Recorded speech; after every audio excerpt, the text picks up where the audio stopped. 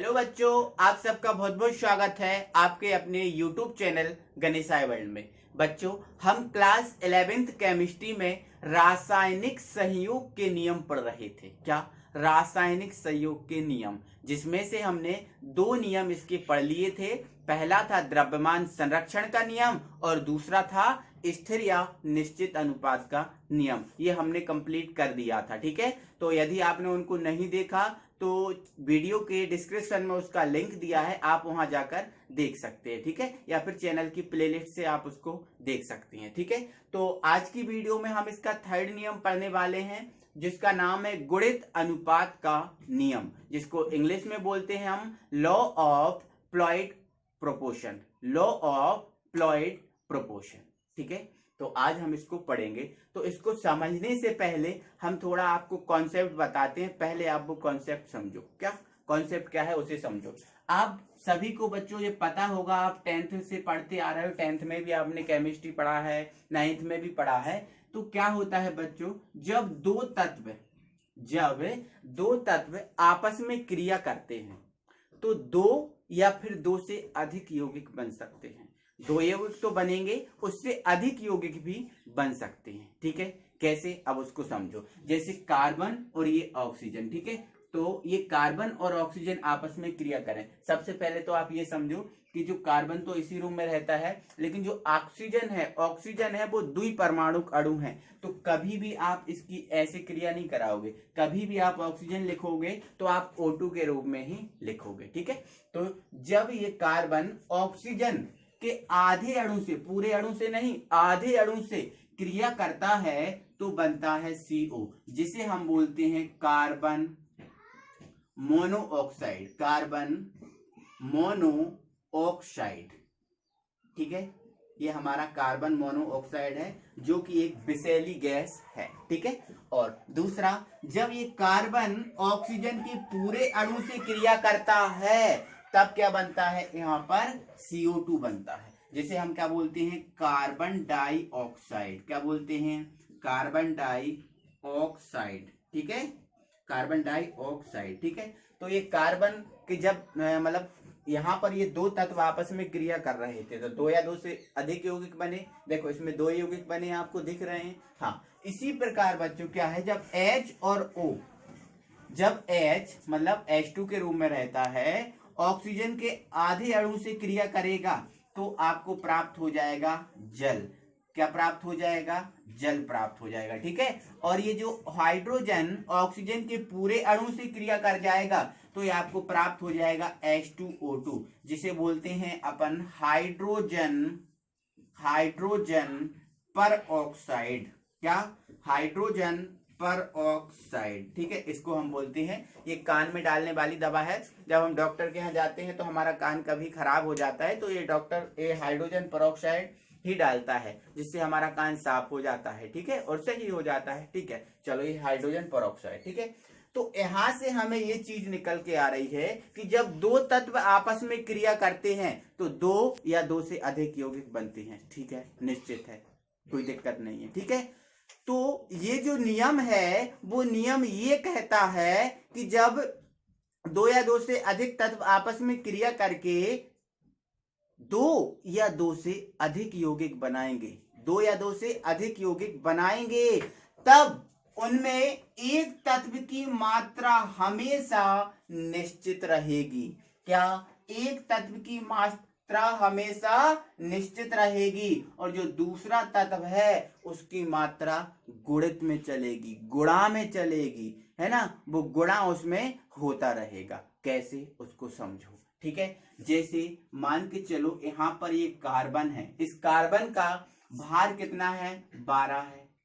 Oxygen का भार कितना है, 16 है। क्या, ठीक है, अब यहां पर देखो कार्बन का भार कितना है, 12 है। अब ऑक्सीजन का भार 16 दूनी क्या हो गया, 32। यहाँ पर दो ऑक्सीजन है ना, तो 16 दूनी 32। देखो एक तत्व की मात्रा तो आपको निश्चित दिख रही होगी, लेकिन दूसरे तत्व की मात्रा गुणा में दिख रही है। किस में दिख रही है, गुणा में दिख रही है। इसी प्रकार भैया इसमें देखो, यहाँ पर हाइड्रोजन यहाँ पर 2 है तो 2 हो गया, ऑक्सीजन का कितना हो जाएगा, 16 हो जाएगा। यहाँ पर हाइड्रोजन की मात्रा 2 रहेगी, ऑक्सीजन 2 अणु है तो 16 दूनी क्या हो जाएगा 32 हो जाएगा। तो एक तत्व की मात्रा तो यहाँ पर निश्चित है और दूसरे तत्व की मात्रा गुणा में चल रही है। ठीक है, चलो ये हमारा एग्जाम्पल भैया। अब हम इस नियम पर पहुंचते हैं कि इस नियम का प्रतिपादन कब हुआ और किसने किया। ठीक है, तो क्या हुआ भैया, इस नियम का जो प्रतिपादन है सन 1833 में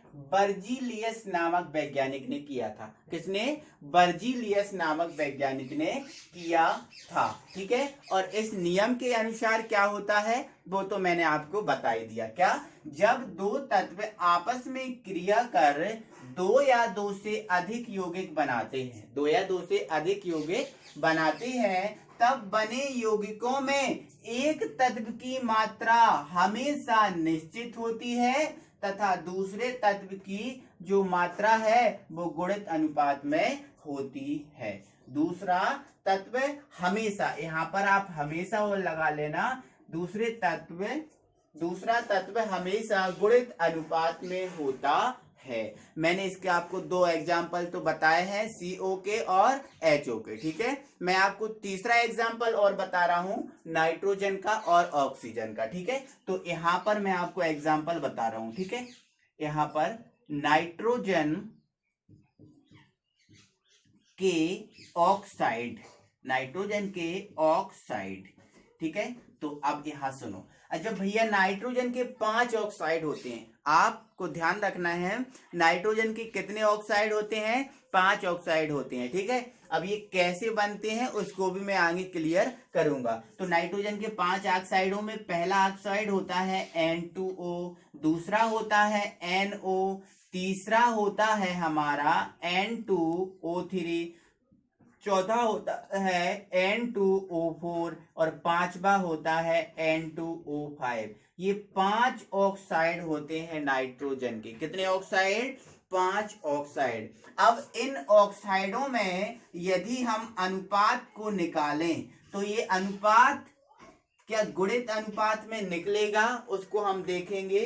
क्या ये फॉलो इन अभिक्रिया इन जो फॉर्मूले हैं उनको कर रहा है कि नहीं। तो आप यहाँ देखो, नाइट्रोजन का परमाणु भार कितना होता है, 14 होता है। कितना होता है, 14। यहाँ पर कितने हैं, 2 हैं, तो 2 का कितना हो जाएगा, 14 दूनी 28 हो जाएगा। कितना हो जाएगा, 28 हो जाएगा। ठीक है, अब यहाँ पर आप ये बताओ हमें, यहाँ पर हमें आप ये बताओ ऑक्सीजन का कितना होता है, 16 होता है। ऑक्सीजन का कितना होता है, 16 होता है। ठीक है, तो ये कितना बन गया, 28:16। इसको अपन शॉर्ट कर देंगे तो क्या बन जाएगा, 2 से कट जाएगा तो क्या बन जाएगा, 14:8 बन जाएगा।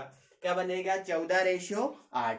अब इसका निकालो तो इसका क्या हो जाएगा, नाइट्रोजन का क्या होता है 14, यहाँ पर एक ही है तो ये 14 कितना बन जाएगा, 8 बन जाएगा। 14:8 बन जाएगा। ठीक है, चलो अब इधर देखो, नहीं हाँ 14:8 क्यों बनेगा, यहाँ पर ऑक्सीजन है ना, 16 है ना इसका भार, तो क्या बनेगा 14:16 बन जाएगा भाई, है ना। अब N2O3, अब N2 का कितना 28 बन रहा है। ठीक है, अब O3 है तो 16, 1 का 16 होता है, 16 दूनी 32, 16 तिया 48 बनेगा। ठीक है, तो ये 48 बन गया। ठीक है, अब हम इसको सॉल्व कर देंगे तो 1 मिनट भाइयों, हाँ ठीक है, आप यहाँ वाला अपना ब्लैंक है उसको हमने लिखा नहीं, डायरेक्ट कर दिया। ठीक है, 28 कितना आ गया, 48। इसको हम सॉल्व कर देंगे तो ये कितना आ रहा है भाई, 2 से काट दो, क्या बन रहा है 14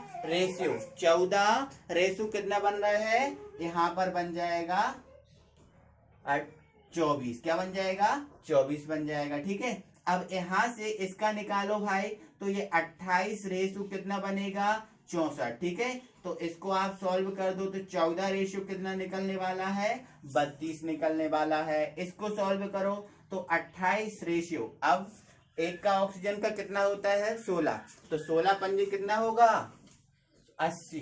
क्या होता है 80। तो इसको आप सॉल्व करोगे तो 14 कितने निकलने वाला है, कितना 40 निकलने वाला है। कितना? 40। ठीक है, तो आप इसमें हमें देखो बताओ कि एक तत्व की देखो मात्रा तो निश्चित चल रही है ना, और दूसरे तत्व की मात्रा किस में चल रही है? गुणा में चल रही है ना। 8 दूनी 16, 8 तिया 24, 8 चौके 32, 8 पंजे 40, गुणित अनुपात में चल रही है ना। तो ये हमारा एग्जाम्पल हुआ। ठीक है, तो ये अपना एग्जाम्पल हो गया। बाकी 2 एग्जाम्पल मैंने आपको पहले बता दिए हैं, आप उनको भी कर सकते हो। ठीक है, तो आई होप कि ये आपको पूरा समझ में आया होगा। ठीक है, एक बार इसको पूरा दिखाओ। और यदि आपको वीडियो अच्छी लगी है तो वीडियो को लाइक करें, और यदि आप नए व्यूअर हैं तो चैनल को सब्सक्राइब करना ना भूलें। Thank you very much.